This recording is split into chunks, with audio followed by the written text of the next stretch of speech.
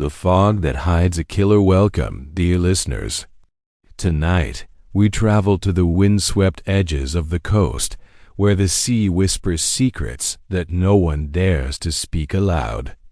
Sablewind Pier, a place of quiet tides, flickering lanterns, and shadows that stretch far longer than they should, becomes the scene of a crime wrapped in salt, silence, and deceit. In this mystery, Hercule Poirot arrives not for pleasure, but for truth. And truth, as you will soon discover, is a fragile thing on the pier. Easily drowned, easily disguised, yet never truly gone.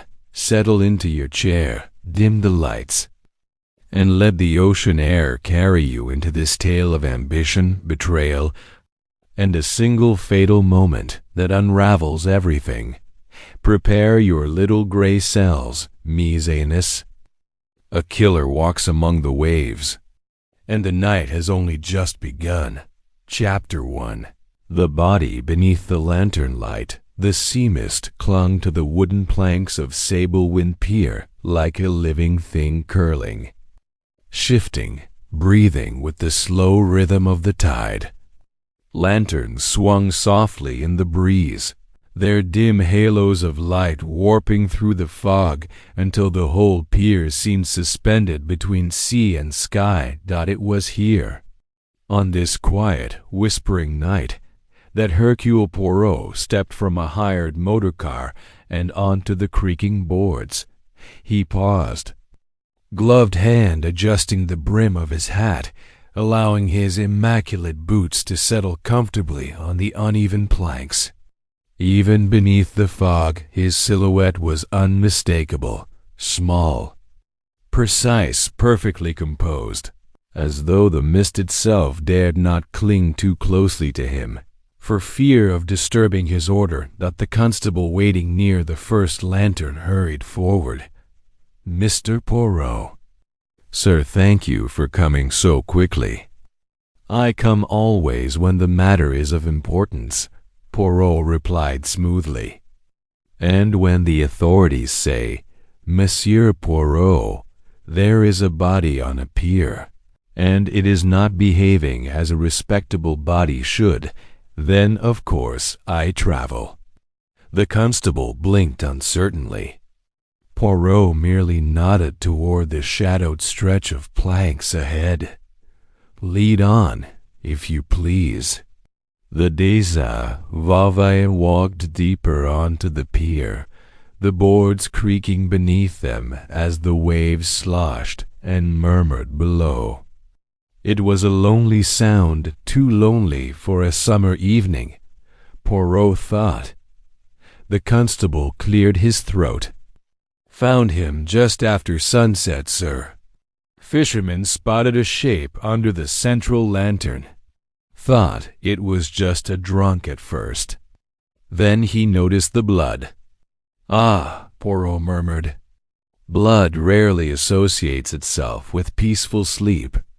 As they approached, the fog thinned enough to reveal a figure slumped against the lower railing, a man in his 40s. Well dressed, his coat soaked not only from sea spray but from a dark, spreading stain near the heart. Poirot crouched, not too close, examining the scene with careful, deliberate movements. The lantern above swung gently, its light pushing shadows back and forth across the man's still face. "No weapon found?"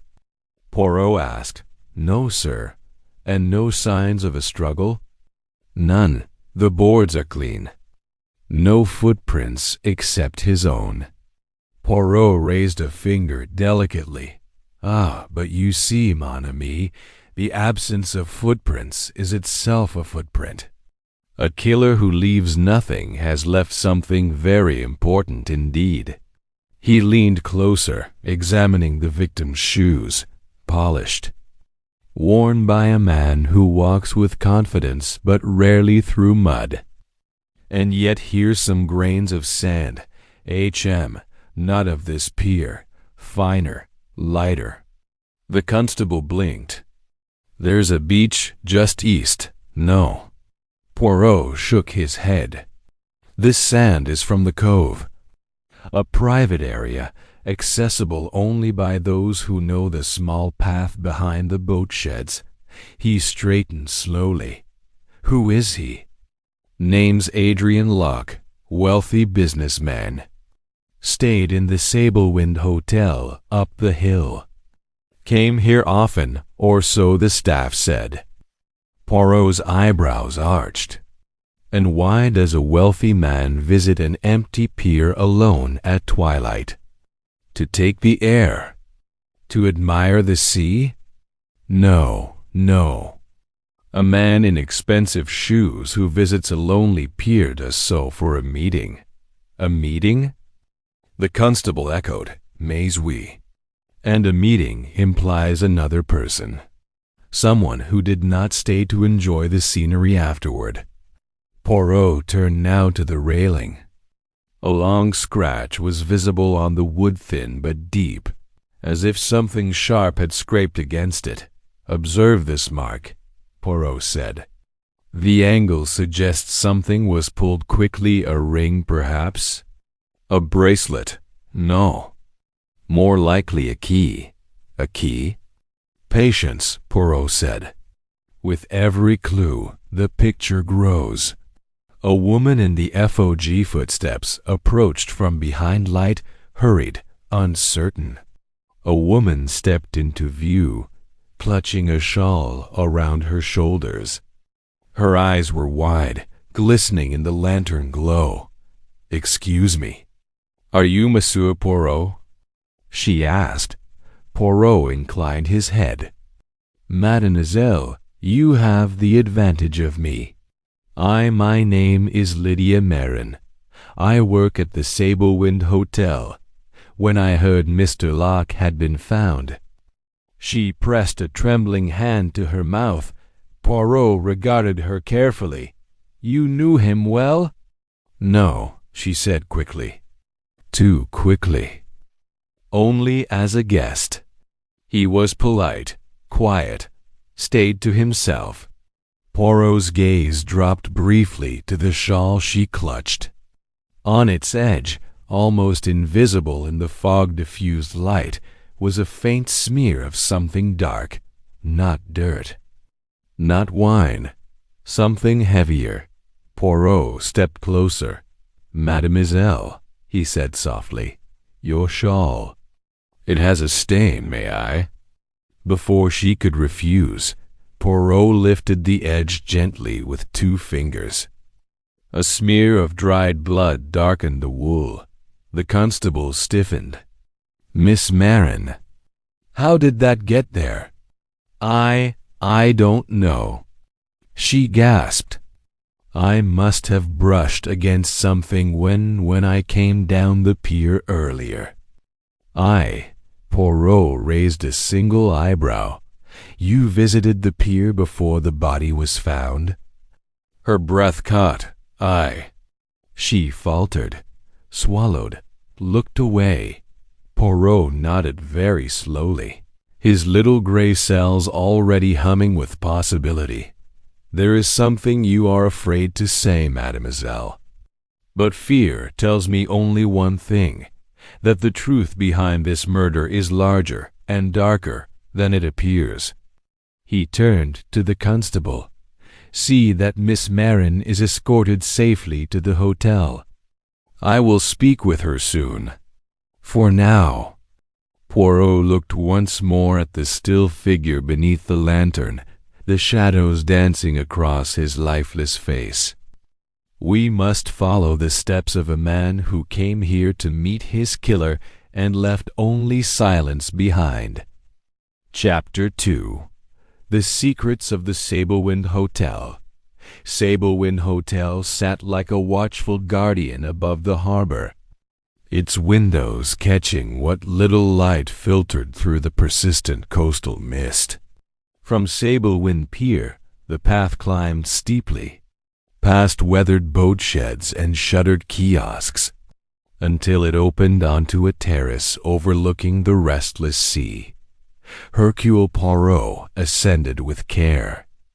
Displeased at the moisture gathering on his immaculate shoes, this climate, he murmured to the constable walking beside him, "It is good for the skin, perhaps, but very bad for the mustaches." Constable Hale, young, earnest, and a little out of his depth, managed a nervous smile. "The hotel's just there, sir. We've asked the staff to remain available for questioning." "Ter's been." "There is nothing so revealing," Poirot said, "as people waiting to be questioned. They always rehearse, and in rehearsing, they tell you precisely what they are most afraid of saying." Halley wasn't quite sure he followed, but he nodded anyway. The lobby of the Sablewind Hotel was modest yet tasteful. Polished wood floors, heavy armchairs, a stone fireplace that currently held only ashes. A large maritime painting dominated the wall behind the reception desk. Ships tossed on stormy seas, sails taut with the struggle against the wind. Behind the desk stood a man in his 50s, spare-framed, with thinning hair and a complexion that suggested he took his responsibilities and his worries very seriously. "Mr. Poirot," he said as they entered, "I am Edwin Blakemore, the manager. We're most grateful for your assistance. This situation is quite dreadful." "Quite dreadful indeed." Poirot inclined his head. "It is seldom, monsieur, that one encounters a murder that is delightful." Blakemore flushed faintly. "Yes, of course. Forgive me. It's just Sablewind relies on visitors. News of violence. It travels fast. But faster still, Monsieur Blakemore. News travels when it is not properly managed. We shall see what can be done to contain the damage once we have contained the truth." He glanced about the lobby.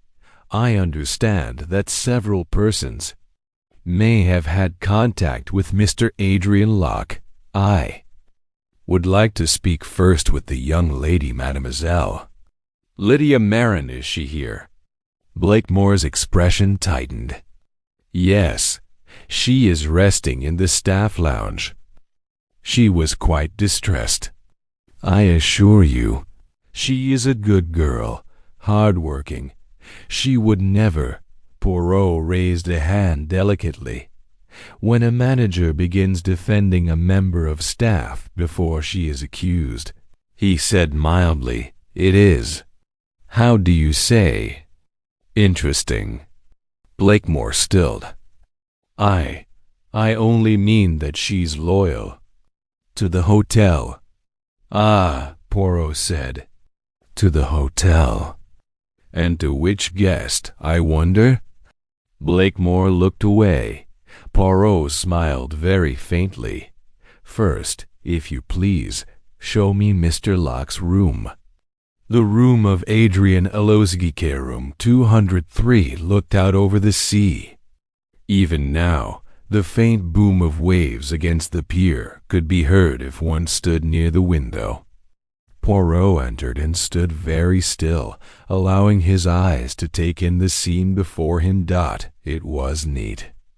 Too neat. The bed was made crisply, the wardrobe doors closed.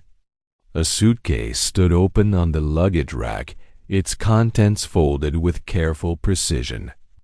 On the small writing desk lay a silver pen, a notepad, and, beside it, a single envelope unsealed, empty. "You see, Constable," Poirot said softly, "this is not the room of a man who was preparing to depart in haste." Halley frowned. "Sir, there is no chaos," Poirot said. "No half-packed bag, no missing items, no tossed drawer. This is the room of a man who expected to return. Therefore, when he went to the pier, it was for an engagement of short duration. A meeting, one he believed to be safe. He crossed to the wardrobe and opened it. Inside hung several suits, all of good quality, all in dark, sober shades. A raincoat, carefully brushed. On the floor, 2 pairs of polished shoes and an empty leather hodel. Poirot knelt and inspected the solace. These shoes, he said, have sands similar to what we found on the shoes of the dead man, fine-grained, not from the public beach, but from the private cove. He has walked there more than once. Why would he go there? Halley asked. That is what we must ask the people who know him, Poirot replied. If they tell us he liked solitude, we must then ask why he died in public, under the lantern of a pier. He closed the wardrobe and moved to the writing desk. The notepad bore a faint imprint on the top page, though nothing had been written on it in ink. Poirot lifted it, tilted it toward the light. You have a pencil, Constable? Halley produced one from his pocket. Poirot laid the blank page flat on the desk and shaded gently across it with the side of the pencil. Slowly, letters emerged. A name, L. Marin to 830, Pier. Halley exhaled sharply. Lydia Marin. He had a meeting arranged with her. It seems so, Poirot said quietly. And note, mon ami, the time is written. 8:30. Our fishermen found the body shortly after 9. It would appear that Mademoiselle Marin is no mere bystander in this affair. Halley swallowed. I'll need to treat her as a suspect. All those close to the victim are suspects, Poirot said. But intend, if you please, to be precise. She is not yet a murderess, only a young woman who has not told us everything she knows. He turned the page of the notepad. The next sheet bore no impressions, and the envelope beside it remained empty. No letter of farewell. No blackmail note left conspicuously on the desk. The drama, it seems, has been played entirely outside this room. He stepped back and looked around once more. 1 toothbrush, he murmured. 1 suitcase. No personal photographs. No books, no mementos. This is a man who travels light, perhaps too light. Either he is a creature of habit who carries little of the heart, or he is a man who does not intend to be easily known. Halley frowned. You can tell all that from his packing? Poirot smiled. From his life, Constable, which is written here in the language of objects. You will learn to read it. He dusted his hands lightly. Come, let us meet the mysterious L. Marin. Lydia Marin speaks, almost. The staff lounge was a small, plainly furnished room at the back of the hotel. A kettle sat cooling on a low table. The faint scent of tea and lavender lingered in the air. Lydia Marin sat on a worn armchair near the window, her shawl folded neatly beside her now, her hands clasped tightly in her lap. She looked up as Poirot entered, her eyes wary. Mademoiselle, he said, bowing slightly. Thank you for agreeing to speak with me again. Blakemore, who had escorted them, hovered near the door. I'll just be right outside if needed. Poirot's gaze flicked briefly to him. But of course, Monsieur Blakemore. The manager left. Closing the door behind him, Poirot took the chair opposite Lydia. Hale remained standing against the wall, notebook in hand, for the sake of clarity. "Mademoiselle," Poirot began, "let us start with what we already know. You were acquainted with Monsieur Adrian Locke." She hesitated, then nodded. "Yes, he had been staying here for nearly 2 weeks. I served breakfast most mornings. We spoke sometimes in the evenings when he sat in the lounge. As a guest and a staff member," Poirot prompted, "or as something more?" Color rose faintly in her cheeks. "He was kind," she said, "interested in people. He asked about the village, about the pier, about the cove. Most guests never care about those things. He listened." Poirot inclined his head. "And last night?" he asked. "You met him on the pier at 8:30, did you not?" Her eyes flew to his in shock. "How?" "The little gray cells, mademoiselle," Poirot said gently. "And also the notepad in his room, which very obligingly remembered his arrangements even when he did not." Lydia swallowed. "Yes," she said quietly. "We agreed to meet. For what purpose?" She twisted her fingers together. "He said he needed to talk privately, away from the hotel. He said it wasn't about us. It was about someone else. Someone who might be in danger." "Who?" Poirot asked. She shook her head. "He didn't say. Then tell me what happened when you arrived." Lydia took a shaky breath. "I reached the pier just before 8:30. It was already getting dark. The mist was thicker than usual. I walked out toward the central lantern, but I didn't see him at first. I thought perhaps he'd changed his mind. Then I heard voices." "Voices?" Poirot repeated. "Plural?" "Yes, one was Mr. Locke. I'm sure of that. The other was lower, harder to hear. A man, I think. Could you distinguish any words?" She furrowed her brow. "Only fragments. You can't hide it forever. And I won't be blackmailed. Things like that." I stepped closer, but I didn't want them to see me if it was something personal. Poirot's eyes gleamed. "Ah, already you suspect that what is personal can also be dangerous." "'Ters observant." I moved nearer. Lydia continued, "Just close enough to see 2 figures through the fog. Mr. Locke was facing the water. The other man had his back to me. I couldn't see his face. Then—" She paused, reliving it. "Then there was a sudden movement. Mr. Locke jerked back. I thought he'd lost his balance. He stumbled toward the railing. The other man reached out. At first, I thought to catch him. But then I realized he was pushing, or at least not stopping him."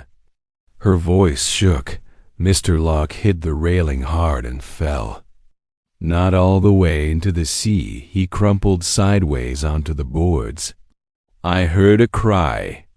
Then nothing. "And the other man?" Poirot asked. He turned slightly. I panicked. I ran back toward the shadows at the start of the pier. I hid behind a stack of crates. I heard footsteps approaching, then stopping, then going back. After a while, I heard someone running down the pier and away toward the road. You did not see his face? No.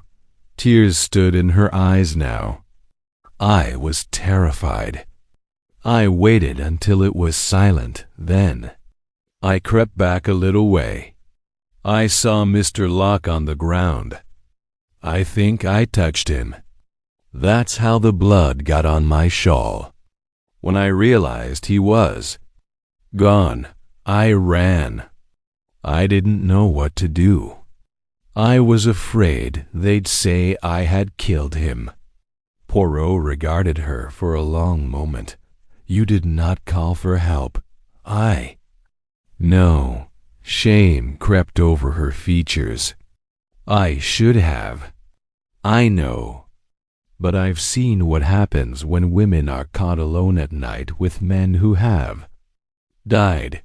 People talk. They assume." Poirot nodded slowly. "In this, mademoiselle, you are sadly not wrong." She looked up, startled. "So you believe me?" "I believe," Poirot said, "that you have told me many truths. Whether they are all the truths, that we shall see." He stood, smoothing his jacket. "One last question, if you please. Before Monsieur Locke asked you to meet him last night, had he seemed anxious?" "Yes," Lydia said at once. "The day before, he received a letter. He read it in the lounge. I was clearing tables nearby." His hand shook. He put the letter straight into his pocket. "Later, I passed his table again and saw he'd written something on the notepad, then torn the page out." "Ah," Poirot murmured. "A letter that upsets him and a meeting that ends in death. It is not, perhaps, a coincidence." He turned to Constable Halley. "You will verify, if you please, that there is no such letter among his belongings?" "I already checked," Lydia said quietly. "I thought maybe it would explain. But his room looks so neat. No letter anywhere." Poirot's eyes hardened almost imperceptibly. "Then we must ask very carefully who had the opportunity to remove it." He gave a small bow. "Merci. Mademoiselle Marin. For now, that is all." As he and Hall stepped out into the corridor, the constable let out a breath. "She seems genuine," he said. "Genuine fear, yes," Poirot replied. "But fear is not the enemy of deception. They are, in fact, old friends. Still, I think her role is not that of the murderer. There is someone else whose hands are less clean." "Who?" Halley asked. Poirot looked down the corridor toward the lobby, where the manager moved nervously behind his desk, and beyond that to the closed door of the hotel bar, from which low voices and clinking glasses could be faintly heard. "Tell me, Constable," he said quietly, "who else profits from the death of Adrian Locke? In money, in reputation, or in silence? When we answer that, we shall find the man who walked away from Sablewind Pier without a stain on his shoes, and blood on his conscience. Chapter 3. The woman in room 115 and the letter that vanished. Room 115 was small, sparsely furnished. A narrow bed, a dresser, a window looking toward the sea. At first glance, nothing was amiss. Poirot crossed the room slowly, letting his eyes settle on small details, dust patterns, the alignment of the rug, the slight warp in the floor. He knelt beside the bed. "There," he murmured. "What do you see, sir?" Halley asked. Poirot lifted the edge of the rug. A faint scrape mark marred the floorboard beneath. A heavy chair was pulled here. "More than once," Poirot said. "Directly under room 203. Why? To listen? Or to hide something?" He tapped the floor with a fingertip. hollow. "Constable, your knife, if you please." Halley handed it over. Poirot slipped the blade gently under the board's edge and pried it up. Inside the narrow cavity lay a short metal tube, capped tightly at both ends. Elsie gasped. "That wasn't there before. I clean this room every morning." Poirot removed the tube, weighed it, then uncapped it carefully. A folded letter slid out. Hale's eyes widened. "Is that?" Poirot nodded solemnly.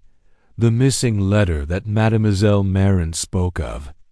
The one that upset Monsieur Locke." Halley leaned in eagerly. "What does it say?" Poirot unfolded it slowly. Reverently, the handwriting was firm, elegant, and unmistakably confident, but the words Poirot read aloud. "Adrian, you cannot escape what happened at Sable Cove. I warned you I would act if you remained silent. Tonight you will meet me at the pier. If you do not come alone, everything will be revealed." "Kay." Elsie uttered a small squeak. "Someone blackmailed him," Halley whispered. "And he went anyway." "Mais oui," Poirot said softly. "And now he is dead." He folded the letter again. "But note this, Constable, the letter bears no bloodstains, no water damage, no tears. It was hidden before the murder, to prevent its discovery." "By who?" Elsie asked. Poirot turned slowly toward her. "By someone who knew about this hiding place. Someone who wanted to remove the evidence from Mr. Locke's room without appearing to search it." Halley frowned. "But only staff have access to empty rooms." "Correct," Poirot said. "And also someone with a passkey." His eyes narrowed. "A manager, perhaps." Elsie's hand flew to her mouth. "Mr. Blakemore?" Poirot shook his head slightly. "We do not accuse. We observe. And our observations tell us this: someone familiar with this hotel wished very much that this letter not fall into the hands of the Tans of the Chier authorities." He capped the metal tube and slipped it into his pocket. "Now," he continued, "we must ask the question that all great detectives ask. Who is Kay?" The man who watched from the Bière Poirot and Halley returned to the lobby, but Poirot did not go to the reception desk. Instead, he moved toward the closed door of the bar, where low murmurs and clinking glasses drifted through. Inside, only a few patrons lingered. At the far end sat a man in a heavy coat, reading a newspaper he wasn't truly reading. His posture was too rigid. His eyes flicked up too often. Poirot approached casually. The man stiffened. Michel Durant, the bartender, watched with wary curiosity. "Monsieur," Poirot said, addressing the man in the coat, "you are staying at this hotel, yes?" The man looked up, annoyed. "What's it to you?" Poirot leaned in slightly. "I am Hercule Poirot." The man's mouth fell open a fraction. Poirot smiled politely. "You have nothing to fear from me, unless you have something to hide. And I assure you, monsieur, I am very good at discovering such things." Durant stepped closer. "This is Mr. Kellen. He checked in yesterday morning." Poirot's eyes sharpened. "Kellen," he repeated softly. The letter was signed with a K. Kellen swallowed. Poirot sat gracefully in the chair opposite him. "Tell me." "Monsieur Kellen," Poirot said, voice silky and lethal, "why did you meet Adrian Locke at Sablewind Pier last night?" And why did he end the evening dead? Kellen's breath hitched. The newspaper shook in his hands. Hala tensed, waiting for Kellen to bolt. But Poirot lifted a finger. "Do not run," he said gently. "It will ruin your shoes and your future." Kellen slowly lowered the newspaper. "I didn't kill him," he whispered. "But I knew he would die." And then he said something that made Hawley choke and Poirot's eyes glint sharply. "Because Adrian Locke wasn't who he said he was. And neither am I." Chapter 4. The man behind the initial and the lie that started it all. The air inside the Sablewind hotel bar thickened as Kellen's words fell into it heavy. Startling, impossible to ignore. Constable Hala froze. Michel Durant, the bartender, set down the glass he had been polishing with a faint clink, eyes widening. Even the sea wind, rattling faintly against the window panes, seemed to hush. Poirot did not flinch. Instead, he tilted his head very slightly, his mustaches lifting with a thread of curiosity. "Bon." His voice was soft, coaxing. "You intrigue me, Monsieur Kellen."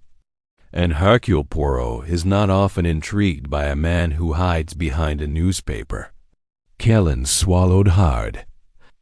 His fingers tightened on the edge of the table. "I shouldn't have said that," he muttered. "No," Poirot said gently. "But you have said it. And now you must say more." Hawley stepped forward. "Sir, if you know Adrian Locke wasn't who he claimed." Kellen raised a hand sharply. "Keep your voice down." His eyes darted around the bar. "We're not alone." Michel Durant, the bartender, cleared his throat. "I'll just go polish glasses in the storeroom," he said, backing away quickly before disappearing behind a swinging door. Poirot waited until the door closed. "Now, Monsieur," he said calmly, "let us begin with something simple. Your real name." Kellen's jaw tightened. His voice dropped to almost a whisper. "My name is Kenneth Rowe." Poirot's eyebrows lifted. "Kenneth Rowe? Rowe, the shipping investigator? From the London Maritime Office?" Kellen nodded. Poirot sat back, steepling his fingers. "You are the man who exposed the smuggling ring in Portsmouth. The man who survived the warehouse fire 3 years ago." Kellen exhaled shakily. "Barely survived. And yes, that was me." Hawley blinked. "But what does a maritime investigator have to do with Adrian Locke?" Kellen rubbed his forehead. "Because Adrian Locke was part of something he shouldn't have been. Something dangerous." Poirot leaned forward. "Deitzmore, tell Hercule Poirot what you know." The secret of Sable Seva Vikelen lowered his voice even further. 7 years ago, a small cargo ship went down off the coast near Sable Cove. Official records said it was an accident. Storm damage. But you did not believe this? Poirot asked. "No," Kellen said. "Because the ship carried no official cargo. It wasn't logged properly. It didn't request aid. And when divers finally reached the wreck..." He hesitated. Poirot gestured gently. "Courage, monsieur. They found the bodies of 2 men inside. Both shot before the ship sank."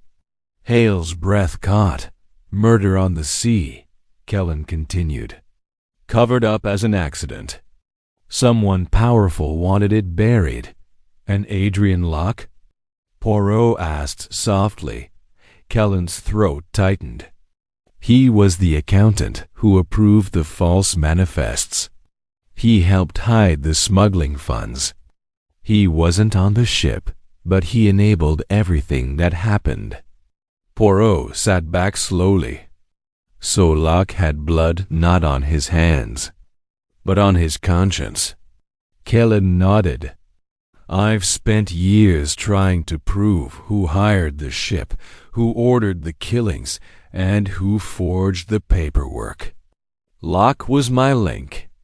And the threatening letter, Poirot said, tapping the pocket where the recovered message lay, signed with a single K, was from you. Kellen shook his head vigorously. No, I didn't send him that letter. My first contact with him was yesterday morning. I came here because I finally uncovered his location.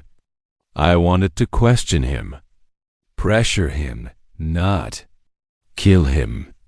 Poirot's eyes narrowed thoughtfully. Then the K on the letter may not stand for Kellen, but someone else entirely. Kellen nodded. Someone Locke feared. Someone who also knew about the ship. Poirot's mustaches twitched. Someone who would not hesitate to kill. Poirot's little gray cells AWAKN, Poirot, stood and began pacing the small bar. Fingertips pressed lightly together. Let us summarize. Messieurs, he said, Adrian Locke traveled here alone, but he did not come to enjoy the sea. He came to meet someone or to hide from someone. Someone who sent him a threatening letter, Halley added. Oui, Poirot said. A letter he concealed in room 115. Why hide it there unless he feared it would be discovered? Kellen's brow furrowed. Discovered by who? That is the question, Poirot said. If he feared the authorities, he would have destroyed it. If he feared a stranger, he would have asked for help. He turned dramatically, his eyes gleaming, but instead, he hid it in a hotel room. Halley frowned. Why is that important? Because, Poirot said, tapping his temple, a man hides something only where he believes everyone else is too busy to look. But one particular person will know how to find. Kellen's face shifted. You mean? He hid the letter for someone. Poirot nodded. Someone he trusted. Someone who could enter room 115 unnoticed.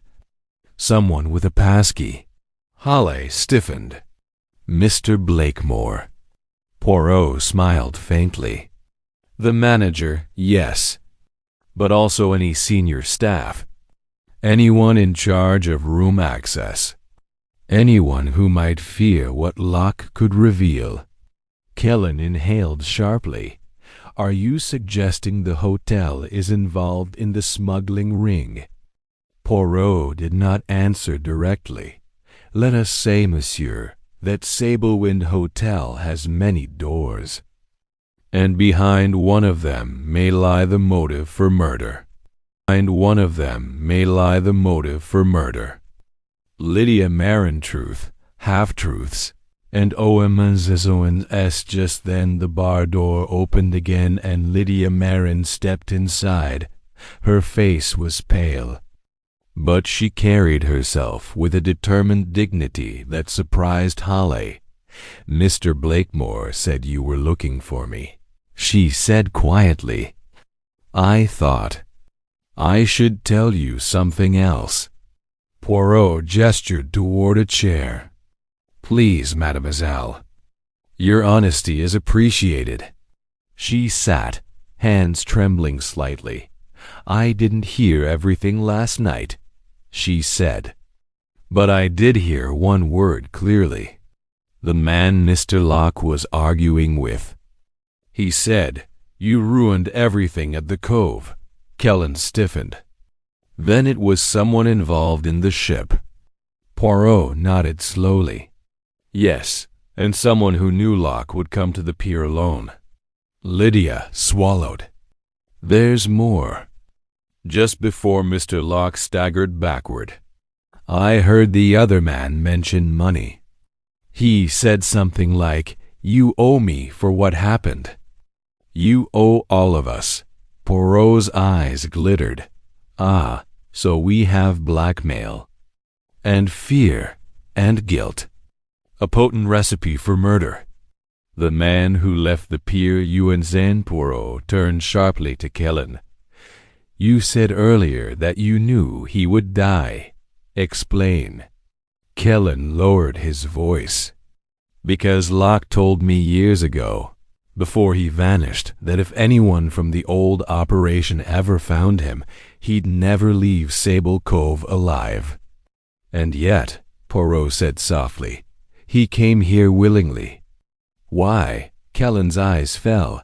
Because he was tired of running. He told me he wanted to confess everything. But someone else wanted him silent. Poirot tapped the table once. Then the murderer is a man with two qualities. He knew Locke from the past crimes, and he knew Sablewind well enough to lure him into the fog. Halley nodded slowly. So someone local? Poirot looked toward the window, where the mist drifted like pale curtains over the pier. Oui, Constable. Someone local. Someone trusted. Someone who watched Locke closely.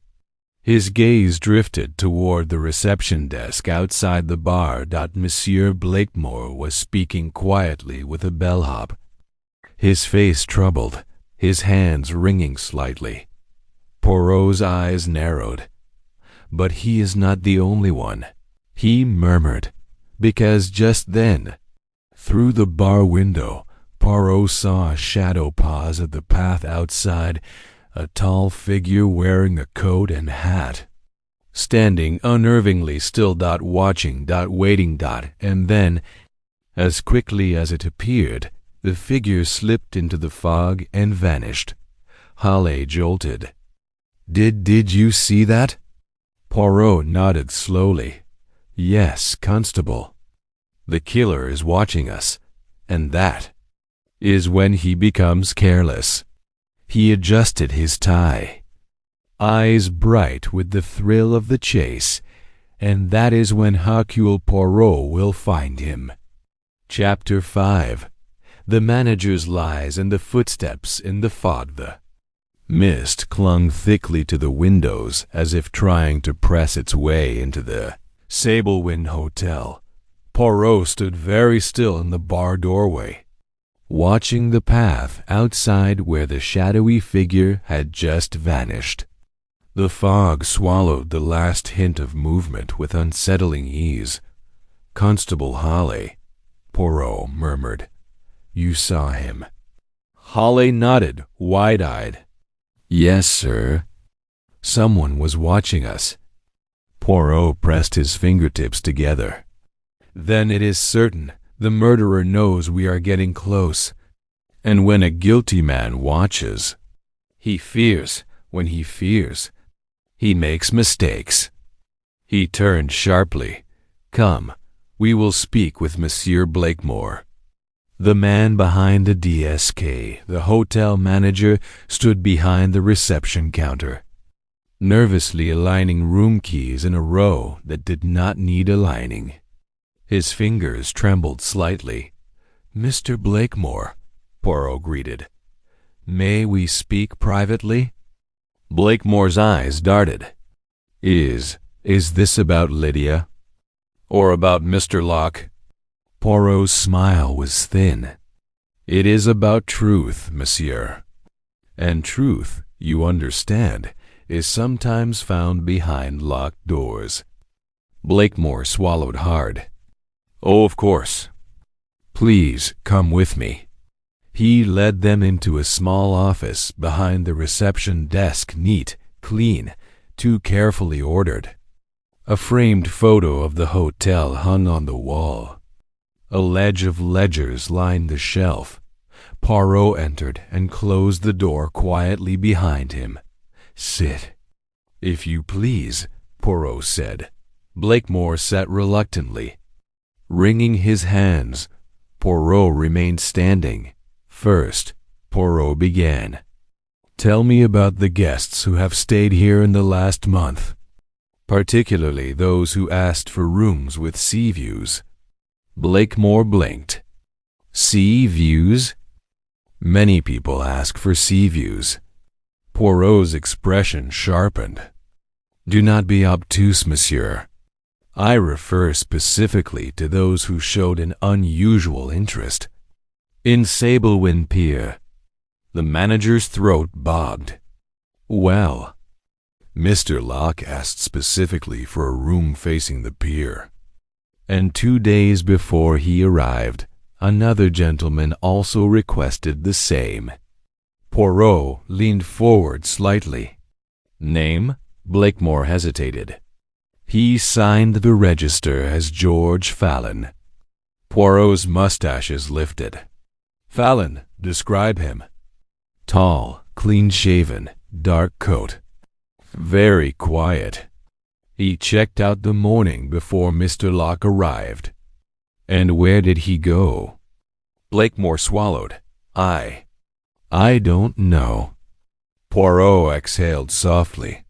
"So, you had 2 men unknown to each other requesting rooms with identical views, arriving within days of one another, one leaving immediately before the other arrived. Suspicious, non?" Halley leaned forward. "Do you think Fallon was watching Locke?" Poirot smiled faintly. "I think, Constable, that Fallon was not watching Locke, but waiting." Blakemore's face went pale. "And now," Poirot said, "let us discuss the letter." Blakemore jolted. What letter?" Poirot stepped closer, lowering his voice. "The letter hidden beneath the floorboard, in room 115. The letter Locke hid because he feared someone would take it. The letter signed by a mysterious K." Blakemore's face drained of color. I know nothing about that." "Mais oui, you know something," Poirot said softly. "Because someone with a passkey removed that letter from Locke's room. Someone who wished to protect the hotel. Or themselves." Blakemore's breathing quickened. "I didn't hurt him." He burst out. "I swear it. I wanted him out of this hotel. Yes, he brought trouble. He asked too many questions. But murder? No." Poirot watched him carefully. "What questions did he ask?" Blakemore hesitated, then sighed with defeat. He asked about the storage shed by the cove. The old stone one we keep locked. He said he'd seen someone go inside late at night. He wanted to know who held the key." Poirot whispered, "Ah, now we understand." Halley frowned. "Understand what, sir?" Poirot turned to him. "When Locke began investigating the cove, he threatened someone's secret. Someone local. Someone close. And that person used the pier to lure him into the fog." Blakemore pressed trembling hands to his forehead. "Mr. Poirot, I swear I've never been inside that shed. But someone used it recently. I saw footprints, fresh ones." Poirot's eyes gleamed. "Then take me there." The stone shed by the COV, the path to Sable Cove, was narrow and steep, winding between dark pines and jagged rocks. Fog curled around the shoreline like ghostly tendrils, whispering over the sand. The stone shed stood alone, an aging structure built half into the cliff. Its wooden door bore deep scratches, as if forced open recently. Poirot knelt to inspect the ground. "Constable, you see these footprints?" Halley crouched beside him. "Yes, sir." "There are two sets," Poirot murmured. "One heavy, angled inward, someone carrying weight. The other lighter, quick, retreating." He touched the prints gently, sand from the private cove. "The same sand found on Locke's shoes." Blakemore shifted anxiously behind them. "The locks aren't broken, but the door looked disturbed." Poirot stood. "Then let us see what secrets it hides." He gently pushed the door open. The Diceovirwin side. The shed was dim, smelling of brine and damp wood. Ropes hung on hooks. Old crates sat in a corner. A tarp lay spread across the floor, concealing something beneath it. Poirot lifted the edge. Halley inhaled sharply. Beneath the tarp lay a metal safe, its lock broken. Its contents emptied except for a single ledger. Poirot removed the ledger. Turning it delicately, "Financial logs," Poirot said. "Transactions made under false company names. Offshore accounts. Payments connected to the ship that sank at Sable Cove." Kellen's voice echoed from the doorway. He had followed them despite Poirot's earlier warning. "That ledger. That's what I've been searching for. Proof that the sinking was orchestrated. Proof that someone in Sablewind helped cover it up." Poirot nodded. "And Adrian Locke knew this ledger existed. He tried to access it. He came here to discover the truth. But someone else arrived first. Fallon," Halley whispered. "Or whoever he really is." Poirot closed the ledger. "The man who killed Locke used this shed as his base. He destroyed evidence, emptied the safe, and then went to the pier to ensure Locke kept silent." Just then, Poirot's gaze froze at the back of the shed, pressed into the damp sand floor. Was a footprint, not smudged, not distorted, but perfectly preserved. A footprint with a distinctive sole pattern. Poirot bent over it, eyes narrowing to slits. "This print," he murmured, "belongs to a man who walks with confidence. A man who moves often around this hotel. A man whose job requires him to step lightly and silently." Halley frowned. "A thief? A guest? A dock worker?" Poirot shook his head. "No, Constable.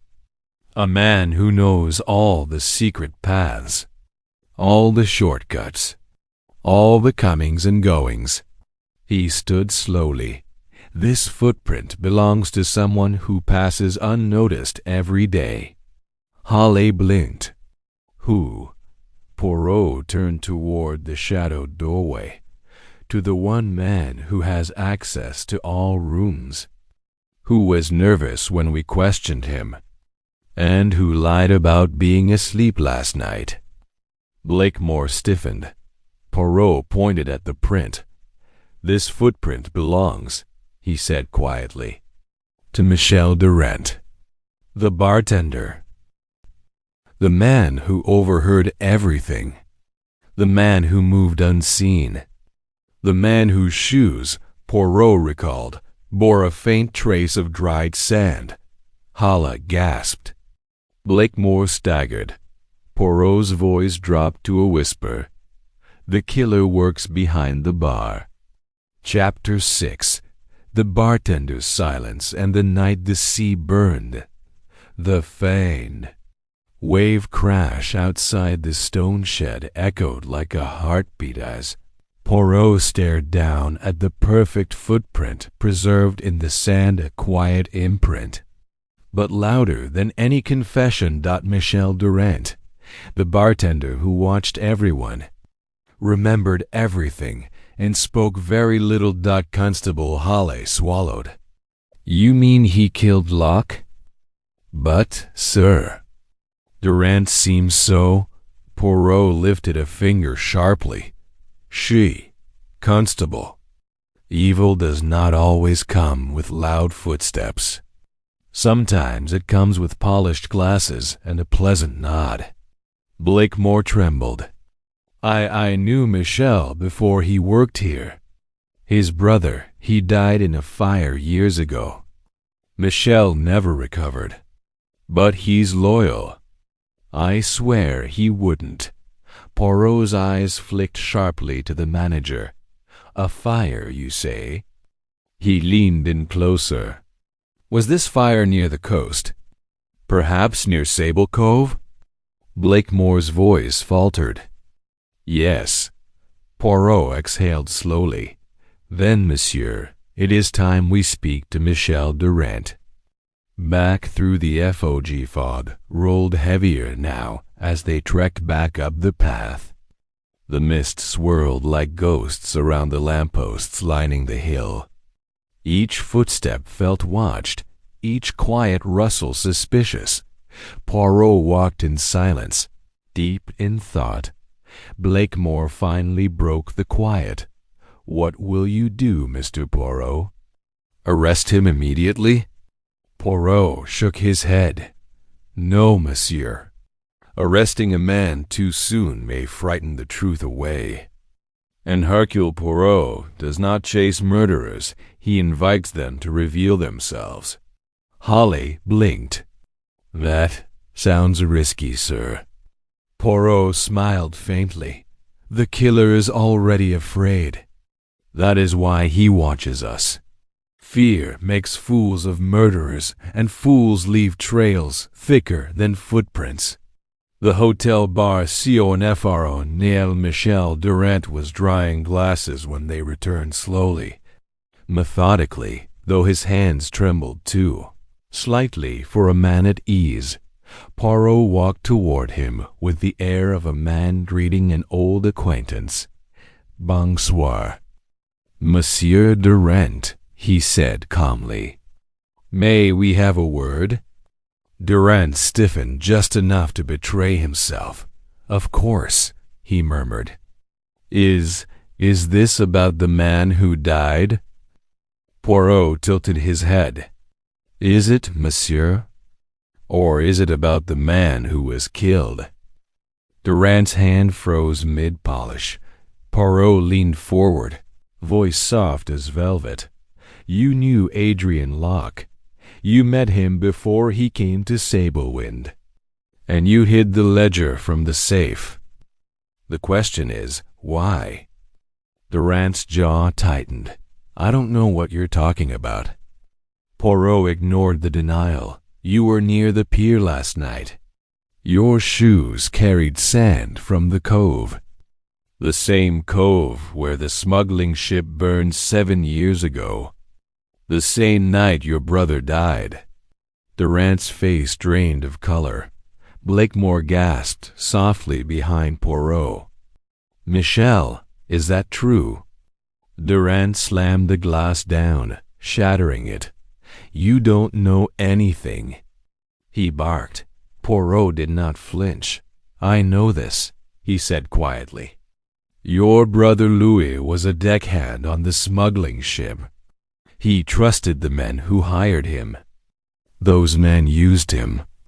And when the operation went wrong, they killed him, shot him, burned the ship to hide the evidence. Durant's breath trembled. Poirot continued mercilessly. And when the truth threatened to emerge, they sent Adrian Locke to falsify the records. He made the deaths look like an accident. He made your brother's death meaningless. Durant's voice cracked. So what if that's true? Then, monsieur, Poirot whispered, you have a motive not of greed, but of revenge. A silence fell so heavy the fog outside seemed to press inward. The night the sea Baron Durant sank onto a stool, burying his face in his hands. It wasn't supposed to happen this way, he muttered. I only wanted Locke to admit it, to say he signed the papers, to say he let them cover up what they did to Louis. Poirot's eyes softened slightly, but only slightly. So you arranged to meet him at the pier. Durant nodded slowly. He knew someone was after him. He wasn't surprised when I confronted him.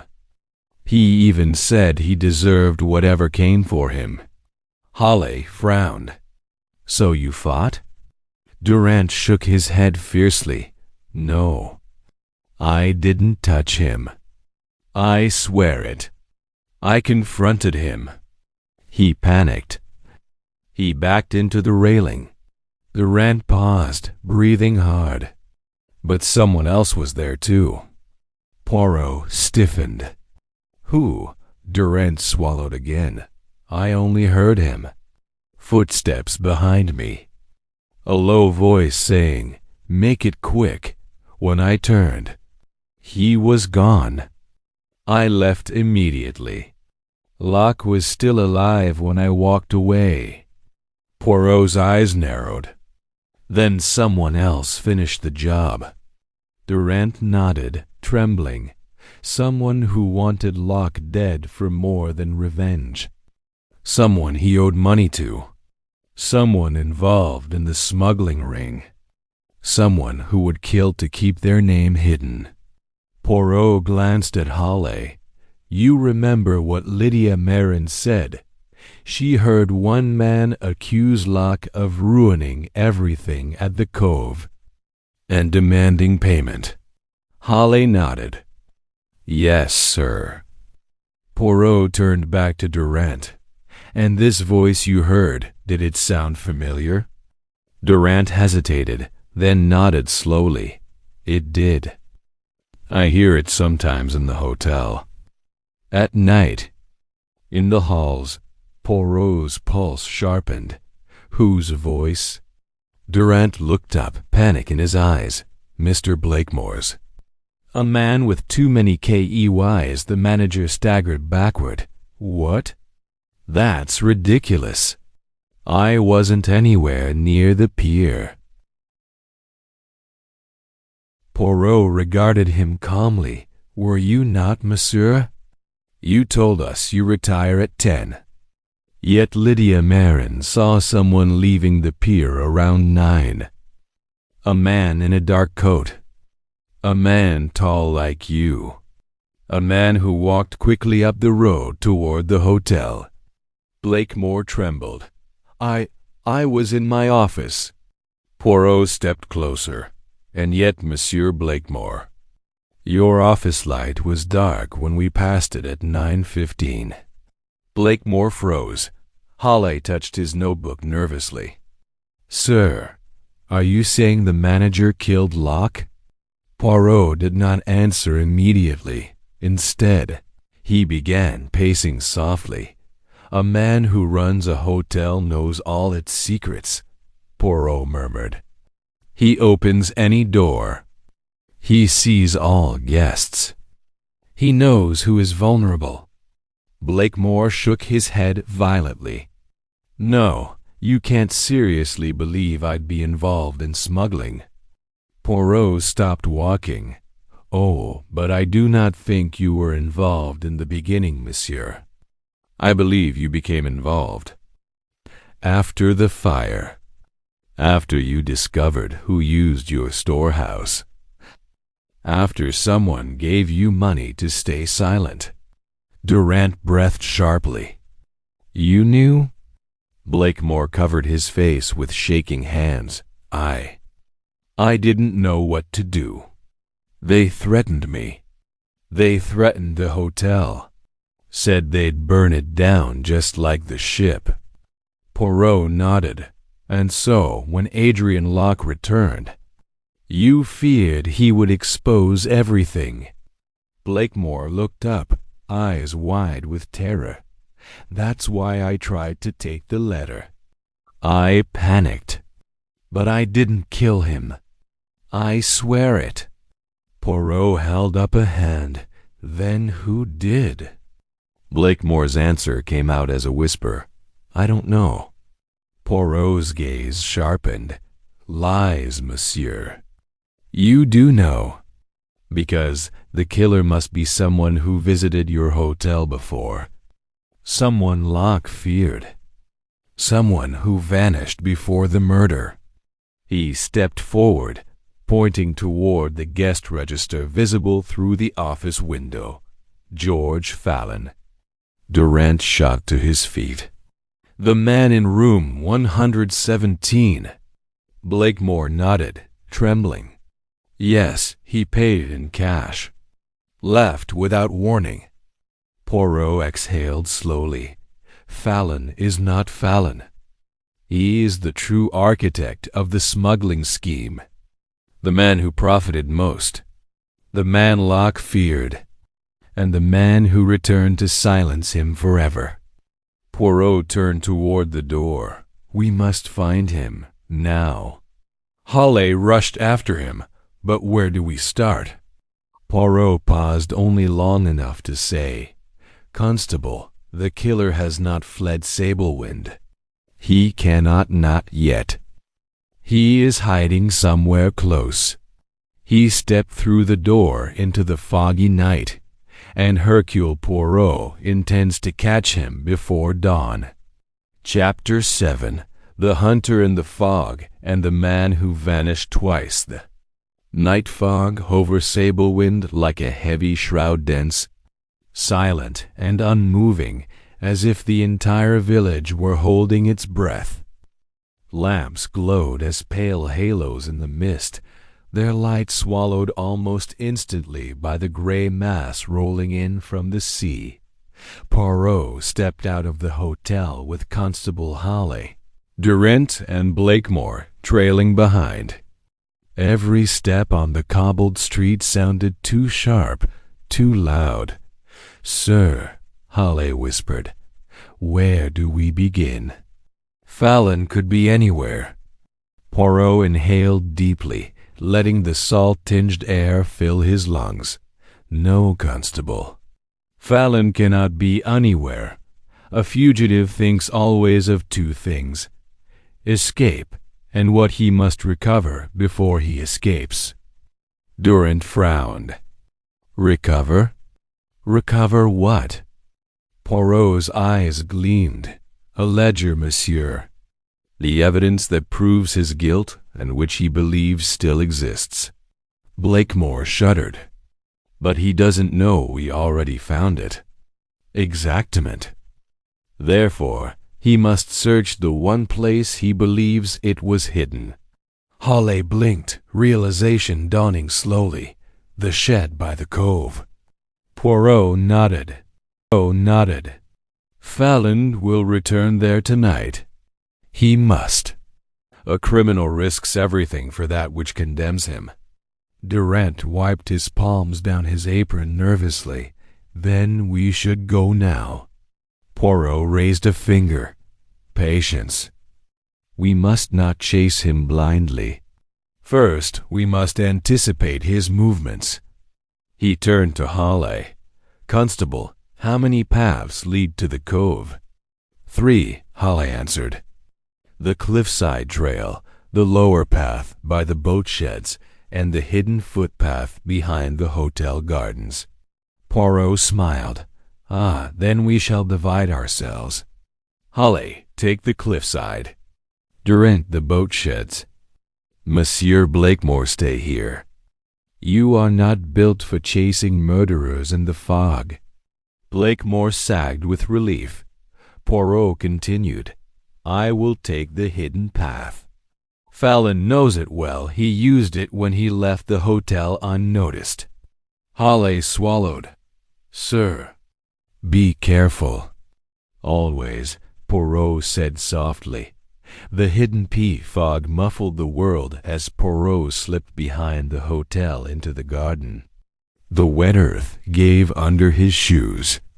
The air was thick, cool, and full of muted sound. A narrow footpath wound downward along the cliffs, half concealed by overgrown shrubs and gnarled roots. It was a path easily missed unless one knew it was there. Poirot moved slowly, cane tapping lightly on the stones. He hummed to steady himself. Murderers, they love the night. But Hercule Poirot, he loves the order of things. And tonight, the order will be restored. Halfway down the path, a faint sound broke the quiet. A crunch, a shift of weight on gravel. A footstep not belonging to Poirot. Poirot stilled entirely. The fog thickened, blurring the path ahead into a smear of gray dot. Another step, closer this time. Poirot whispered, "Monsieur Fallon." "You grow impatient." He slid behind a protruding rock just as a tall figure emerged from the mist, moving swiftly down the trail. The coat was long dark. The hat brim shadowed his face. He carried something metallic in one hand, a crowbar, perhaps, or a length of pipe. Poirot watched silently. The man paused, looking back up the path, listening. Poirot did not breathe. Then, apparently satisfied, the man continued downward toward the cove. Poirot stepped out only when he was certain Fallon had descended far ahead. Now, he murmured, "We follow the spider back to his web." The cove, a trap in the D arcade. The cove lay open like a hollowed crescent of stone. Waves rushing in with a slow, heavy rhythm. The shed loomed near the cliffside, door slightly ajar. Poirot approached cautiously. The sand bore fresh footprints deep. Urgent, determined dot inside the shed. A faint scraping echoed. Poirot pressed himself against the wall outside, listening.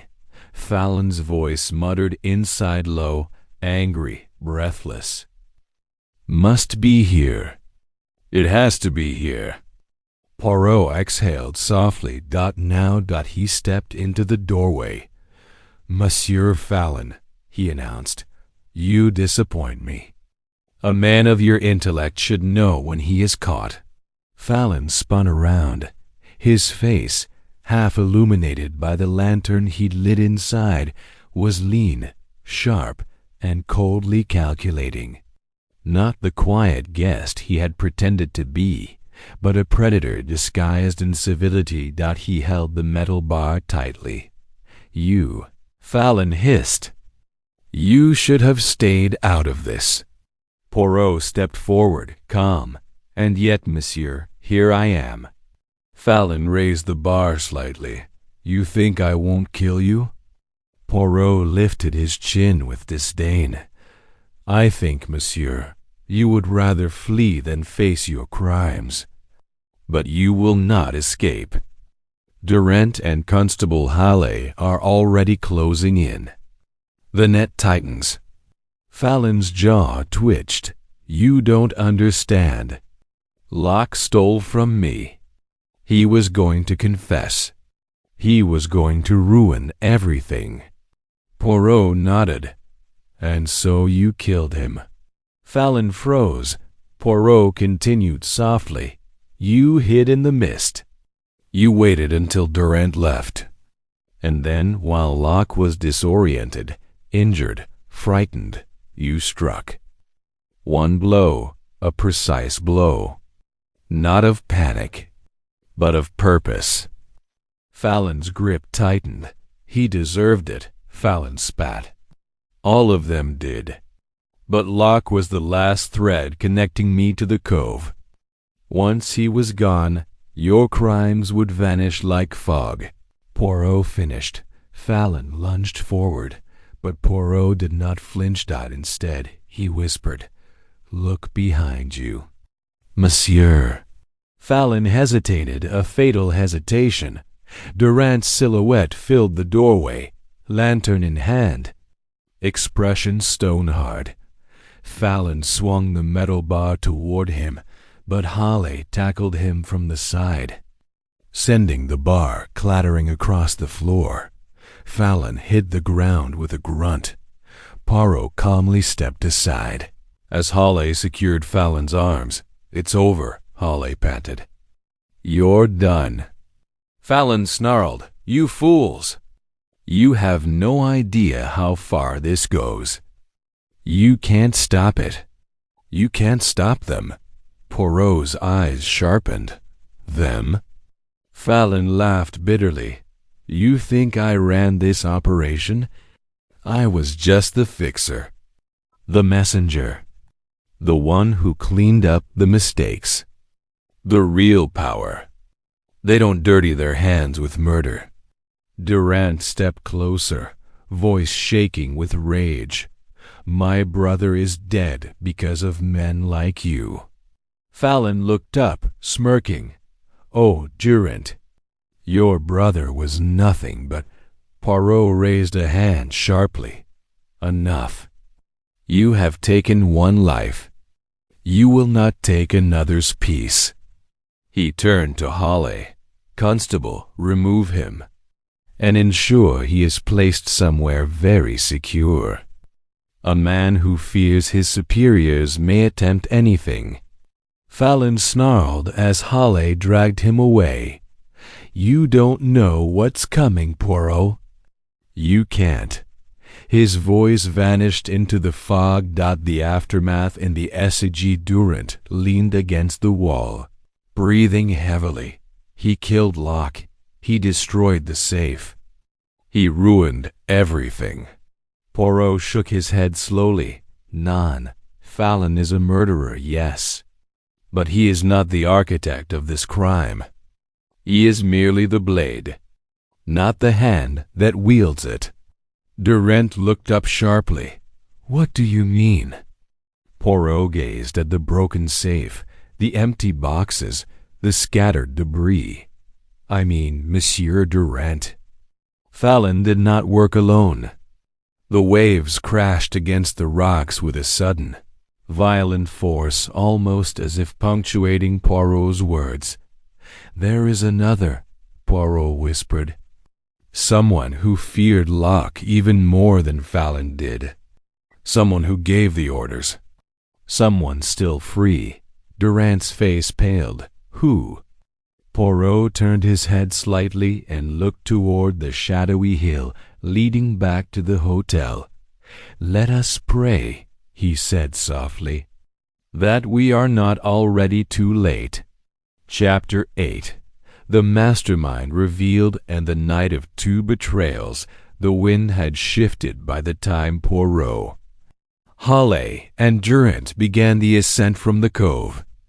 The fog pulled back from the cliffs just slightly, like a curtain raised an inch before the final act. Poirot climbed slowly, his breath steady, his steps deliberate. The little gray cells were burning now, every detail falling into place like the gears of a finely crafted timepiece. Durant followed behind him, exhausted, lantern swinging. Hawley trotted beside Poirot. "Sir, if Fallon wasn't acting alone, who else could be involved?" Poirot's eyes narrowed thoughtfully. "Consider, Constable, a man at the heart of a smuggling conspiracy. A man who controlled the movements of goods and money. A man trusted by everyone in Sablewind. A man who could make records disappear. A man who could hide the truth in plain sight." Hawley frowned. "Blakemore?" Poirot stopped walking just long enough to rest a hand on Hale's shoulder. "No, Monsieur Blakemore is weak, not wicked. He lacks the nerve for murder. And if he had orchestrated the crime, he would not tremble like a leaf in a storm." Durant grunted. "Then who?" Poirot turned his head toward the hotel, barely visible through the thinning fog. "A man who knows every secret passage, every whisper, every weakness. A man who arrives when bottles are empty and conversations are loose. A man who listens and waits, Durant froze. Michel Durant? He whispered, horrified. Poirot nodded slowly. Yes, your bartender. Return to the HOT. They reached the hotel entrance. The lamps along the terrace flickered, casting long, uneasy shadows across the ground. Poirot stopped abruptly. Halley blinked. What is it, sir? Poirot raised a hand. Do you notice, Constable? The door is ajar. Hale's hand went to his baton. Durant's voice quivered. Michel, he's inside. Poirot nodded. Double quotes, yes. He returned while we chased Fallon. And now he will destroy the last piece of evidence linking him to the cove. Halley stepped forward. Should I go in? Poirot held him back. No, not yet. The killer believes he is alone. Let us not spoil his illusion. He pushed the door gently. The lobby. A scene 2 QUI. The lobby stood empty. Too empty. The reception desk lamp burned softly. A ledger lay open. Single pen rested carefully at the edge. Poirot's eyes sharpened instantly. That pen, he whispered. It is placed with intention. Someone wrote something quickly, then left in haste. Halley moved closer. Poirot grabbed his arm. No touching. Observe first. Halley crouched, squinting at the page. It's Blakemore's handwriting. Halley guessed. Poirot shook his head. No, look at the slant. Look at the pressure. This handwriting is tense, desperate. No manager writes so unevenly. Durant leaned forward. Then who? Poirot cut him off. Someone pretending. Someone forging entries to create an alibi. Someone who knows the guest log intimately. Poirot's mustaches twitched upward. Michel Durant. Halley inhaled sharply, and that means he's still here. The staff HLLW, Poirot, moved with unexpected speed down the corridor leading to the staff rooms. Halley followed, heart pounding. Durant trailed, pale. Halfway down the hallway, Poirot stopped. The smell hit them first. Smoke faint, acrid, unsettling. Durant choked. That smell. I know it. It's the same scent from the fire that killed Louis. Poirot nodded grimly. Yes, monsieur. The killer uses smoke to hide the truth. He always has. He turned a corner sharply. At the far end of the corridor, a door stood slightly open. Light flickered inside. Poirot exhaled softly. Prepare yourselves. He pushed the door open.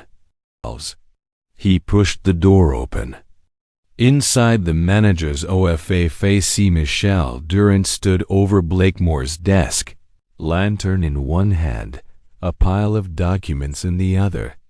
He had doused the papers with kerosene. He had not yet lit the flame.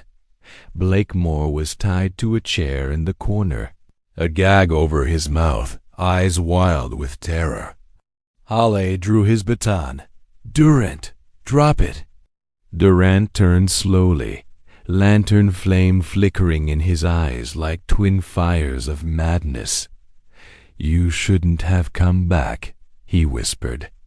I only needed a few more minutes, just a few, to burn everything. Poirot stepped forward calmly. And then blame Fallon, yes? Durant's eyes narrowed. He was perfect. A ghost, a criminal already on the run. Everyone would believe he stole the documents, that he killed Locke, that he silenced Blakemore. Poirot nodded slowly. You framed him for the murder at the pier. You lured Locke there using the forged letter. And you hid behind the fog, waiting for the moment to strike. Durant's breath quickened. Locke lied. He let my brother die. He made me believe it was an accident. He made Louis nothing. Poirot's voice softened, and for that you sought justice. Durant nodded weakly. Double quotes, yes.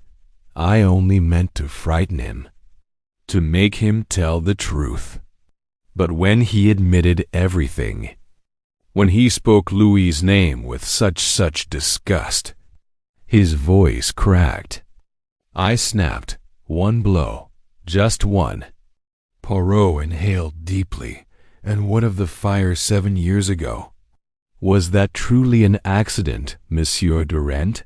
Durant's face twisted. No, that was the beginning.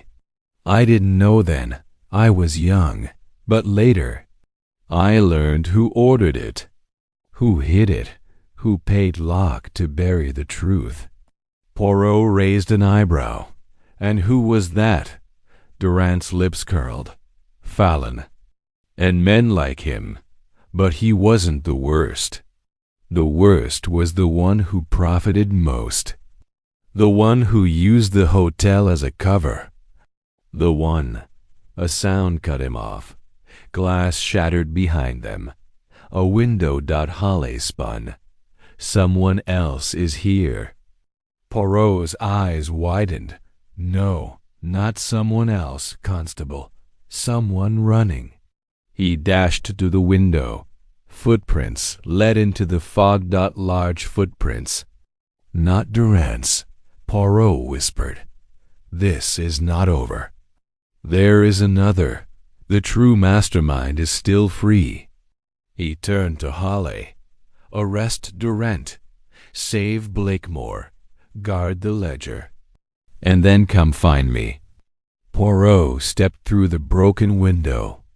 And pray, Constable, that I find the one who hides in the fog before he finds me. Chapter 9. The Man on the Cliff Top and the Secret That Could Kill the Fog clawed at the broken window as Poirot climbed through it, landing lightly on the damp grass outside the manager's office. The wind had grown sharper now, carrying with it the restless roar of waves crashing against distant rocks. Poirot followed the fresh footprints, broad, heavy, purposeful. A man fleeing not out of panic, but out of calculation. This is not a desperate escape, Poirot murmured to himself. This is a man completing his design. He tightened his coat and moved quickly along the garden path, the mist seeming to breathe and shift around him. The foot signs of a master pied are the footprints led away from the hotel grounds, veering sharply toward the cliffside path that overlooked the restless sea. Poirot paused, kneeling to examine them. Large strides, he whispered. A man tall and sure of himself. Not Durant. Not Fallon. A man accustomed to danger. The footprints grew deeper near the edge of the path, meaning the man paused here. But why stop? Poirot murmured. Unless. He turned his head. A faint glint caught his eye near a rocky outcrop. Poirot approached and retrieved a small metal object buried in the gorse, a pocket compass. He held it to the wind, noting its distinctive brass casing. Poirot's eyes narrowed. Ah, so it is him. He slipped the compass into his pocket and continued the pursuit. At the edge of the WRL, the path narrowed as it climbed. On one side, fog-coated pines leaned like silent watchers. On the other, the cliff fell steeply into the violent churn of the sea. Poirot stopped suddenly. Ahead, a shadow detached itself from the mist. A tall man, standing perfectly still, facing the sea. Bonsoir, monsieur. Fallon, Poirot called. The man turned slowly, but it was not Fallon. He was taller, broader. His expression colder, Poirot's voice lowered. "Captain Harrow." The man's jaw tightened. His eyes gleamed with a predatory calm. "Well," Harrow said, "I suppose the time for pretending is over." Poirot approached with caution. "You were not listed among the hotel guests, monsieur. And yet you were present each night in Sablewind. You watched Durant. You watched Locke. And you followed Fallon when he fled." Harrow shrugged lightly. "A man does what he must." Poirot nodded. "Yes, a man does what he must, when he believes himself above the law." Harrow smiled faintly, almost indulgently. "Do you know what Fallon's mistake was? Rage. Uncontrolled rage. Men like that are useful, but not reliable." "And Durant?" Poirot asked softly. Harrow's expression tightened. Durant had his uses too. He was good at listening, good at cleaning up problems. But he let sentiment cloud his judgment. His brother was never meant to survive that night. Louis got caught in the wrong place at the wrong time. Poirot's lips curled with disgust. "And you, monsieur, did you order the fire at Sable Cove? The killings on the ship?" Harrow's cold eyes did not blink. "I am a businessman, Poirot. Sometimes business requires actions that the timid call criminal. Louis Durant knew too much. The ship needed to disappear. Adrian Locke helped bury the truth for a while." Poirot stepped closer. "And now you have killed Locke." Harrow shook his head. "No, Durant did. I simply capitalized on his actions. And once the authorities pinned everything on Durant and Fallon, the rest of us would walk away free." Poirot's voice sharpened. "Alors you intended to silence Durant too." Harrow lifted the pistol he'd been hiding behind his coat. "I still do." Poirot vs. The KLLER, the wind howled around them, spraying cold mist across Poirot's face. He did not flinch. "Now, Monsieur Harrow," Poirot said calmly, "you must listen very closely. I am not a man who carries weapons. I carry only my intelligence, and unfortunately for you, it is considerably more dangerous." Harrow snorted. "Spare me your theatrics, Poirot. Then allow me to offer you logic instead." Harrow hesitated. Poirot continued, voice rising slightly over the wind. "You did not expect Durant to confess so quickly, and you did not expect him to accuse Fallon. You believed you had time to destroy the ledger. But when we pursued Fallon, we left the hotel unguarded. What of it?" Harrow snapped. "It allowed you," Poirot said, "to slip inside the manager's office, tie Blakemore, and prepare to burn the remaining evidence before Durant could speak." Harrow's jaw tightened. Poirot's voice softened, almost pitying. "But when Durant did speak, when he told us about the voice he heard at the pier, you panicked." Harrow's eyes narrowed. "He didn't know it was me." "No," Poirot said. "But he knew the voice. And when he heard it again, whispering orders to Fallon, he remembered." Harrow lifted the gun slightly. "You talk too much, Poirot." Poirot smiled faintly. "It is my greatest weapon."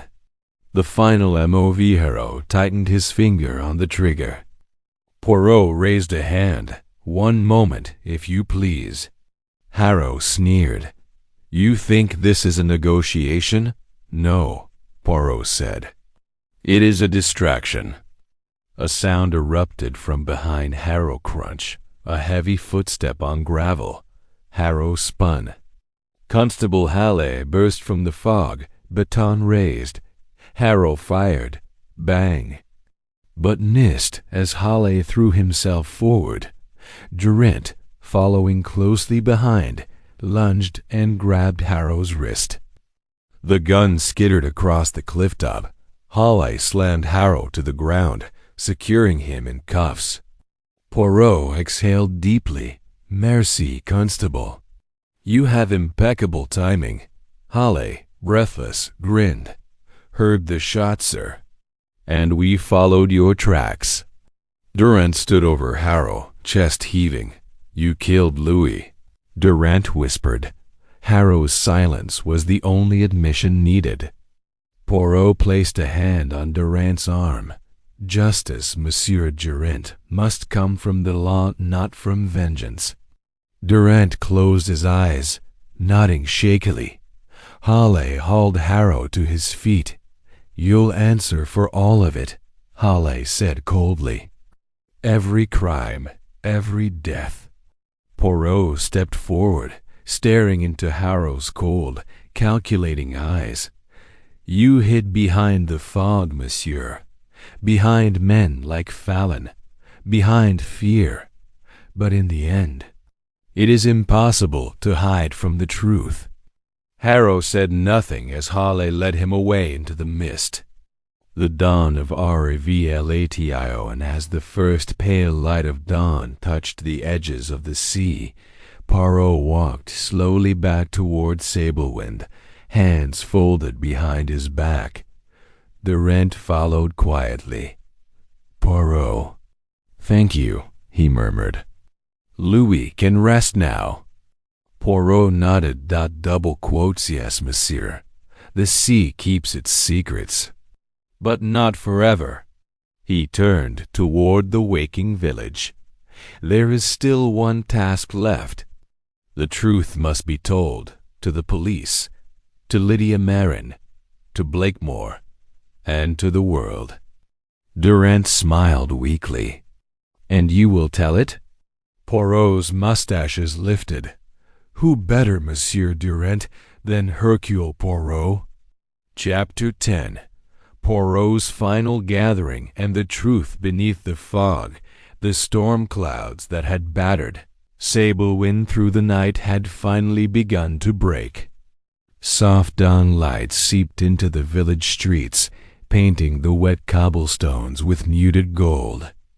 The fog lifted slowly, hesitant at first, then decisively, as though Sablewind itself were exhaling after holding its breath far too long. Inside the Sablewind Hotel lounge, chairs had been arranged in a semicircle. A fire crackled softly in the hearth. Constable Halley stood near the door with his notebook, trying to look authoritative. Poirot, immaculate as always, stood near the center of the room, fingertips pressed together. His eyes sparkled with the satisfaction of a puzzle at last complete. Around him gathered those who had lived its pieces. Lydia Marin, pale but resolute Edwin Blakemore, wringing his hands nervously Kenneth Rowe Kellen, watchful and tense Michel Durant. Looking haunted yet calmer now, several villagers who came forward as witnesses, and finally, Constable Halley, eager for the moment Poirot would reveal everything. At last, Poirot raised his hand. Mesdames et messieurs, thank you for joining me. The events of last night were tragic, but also illuminating. The fog of Sablewind hid much, but Hercule Poirot leaves no corner unexamined. He stepped toward the center. Let us begin. At the beginning. The dead man and his SJW. Poirot paced slowly before them. Adrian Locke arrived in Sablewind under false pretenses. He told some he was here to rest. Others he hinted at business. But in truth, he came to this village because guilt finally weighed too heavy upon him. He looked at Lydia. He sought to confess, to make right a great wrong from the past. And he arranged to meet someone he trusted you, Mademoiselle Marin. Lydia swallowed hard. I didn't know. Not everything. Poirot nodded gently. No, but he trusted your kindness. And kindness, mademoiselle, is often what calls a guilty soul back to the light. Poirot turned to the group, yet Locke also feared someone. Someone who had threatened him. Someone who had killed before and would kill again. He lifted a hand dramatically. That someone was Captain Harrow. Gasps scattered the room. Poirot continued.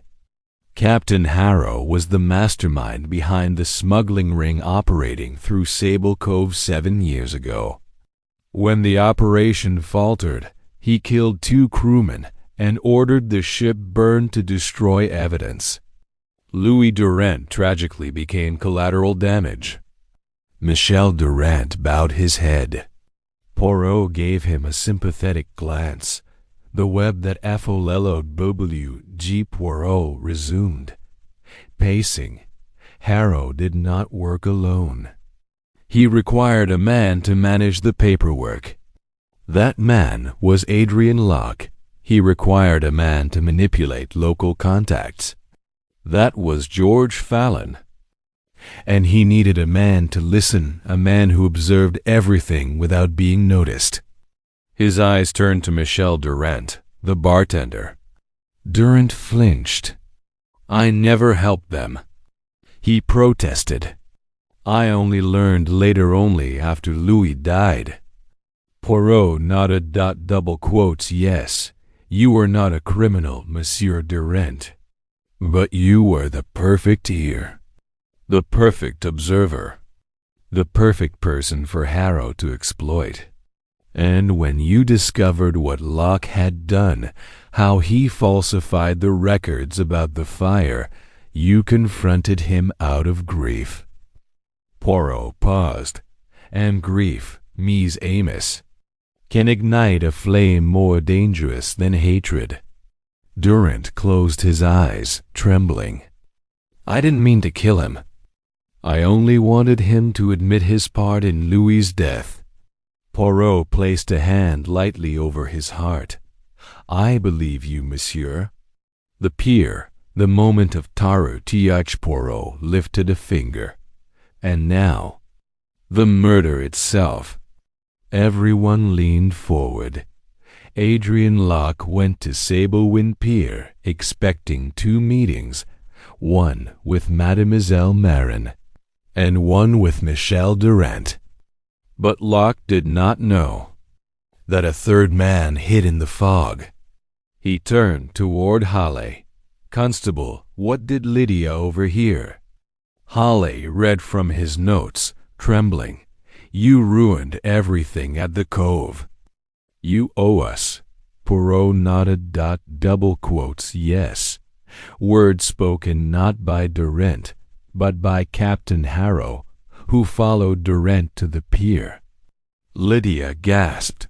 I thought the second voice was Durant. Poirot smiled kindly.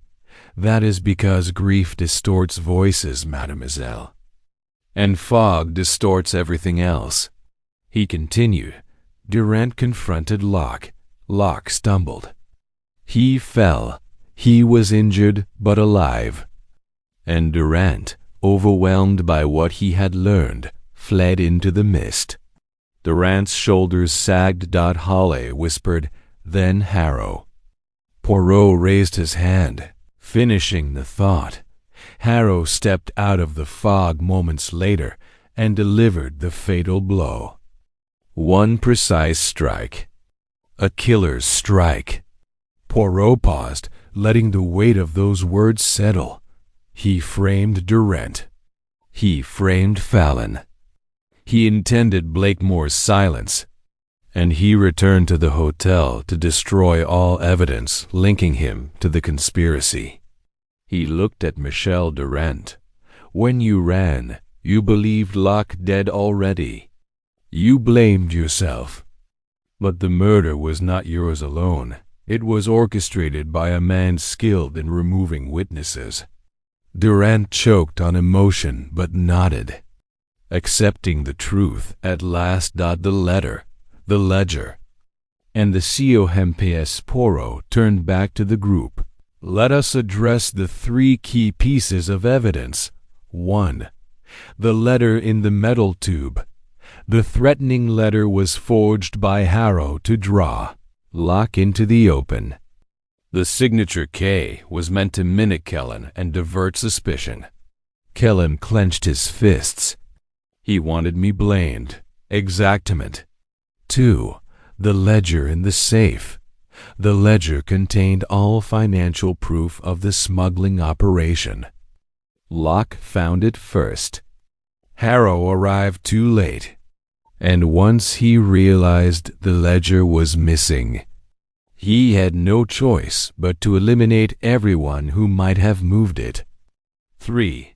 The brass compass. Poirot produced the small compass he had found on the cliff. Harrow dropped this while fleeing the scene. It bears his initials, HEG, engraved faintly near the hinge. Harrow's fate, now sealed, was as inevitable as the fog returning to the sea. The masterpiece of Hercule Poirot stood taller now. Harrow believed he could manipulate Durant's grief, Locke's fear, Fallon's violence, Blakemore's cowardice, and Lydia's kindness. He believed he could hide behind the fog, behind forged letters, behind cleverly placed footprints. Poirot raised his voice slightly. But murder, Mies Amos, is never the perfect crime. It is always a puzzle in puzzles. He tapped his temple. Our Hercule Poirot's specialty. He folded his hands, and so the truth is revealed. The mastermind, Captain Harrow, the unwilling accomplice, Michel Durant, the manipulated pawn, George Fallon, the terrified witness, Lydia Marin, the guilty conscience, Adrian Locke, and finally, the savior of this village order. Aftermath and CLO's Urhale closed his notebook, stunned. Kellen exhaled deeply, relief washing over him. Blakemore collapsed into a chair, sobbing with exhaustion. Lydia wiped quiet tears from her cheeks. Durant bowed his head. Finally freed from the web of lies spun around his brother's death, Poirot stepped toward the window, where the fog drifted gently away from the rising sun. Justice, he said softly, is like the dawn. It may come slowly, but it comes. He turned back to the room with a serene smile. And now, Mies Amos, our tale is complete. The room filled with quiet gratitude. Poirot picked up his hat.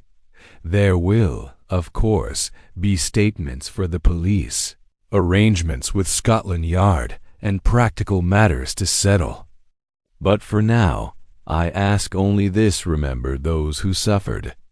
Forgive those who were misled, and allow Sablewind Pier to sleep in peace. As he stepped through the hotel doors into the morning light, the mist parted before him, as though the village itself acknowledged the man who had restored its truth. Hercule Poirot walked on. The fog rolled back behind him, and Sablewind, at last, breathed freely. Outro, the pier at peace again as the first rays of morning warmed the quiet village of Sablewind. The last whispers of fog slipped back toward the sea, taking with them the shadows of the night's cruel secrets. The lanterns along the pier no longer flickered with menace, and the restless wind had softened into a gentle breeze. And so, dear listeners, another mystery meets its end. The truth, though buried beneath lies, fear, and the veil of night has risen, steady and unshaken. Justice, like the tide, has swept over Sablewind, carrying away the remnants of deceit and leaving behind the promise of peace.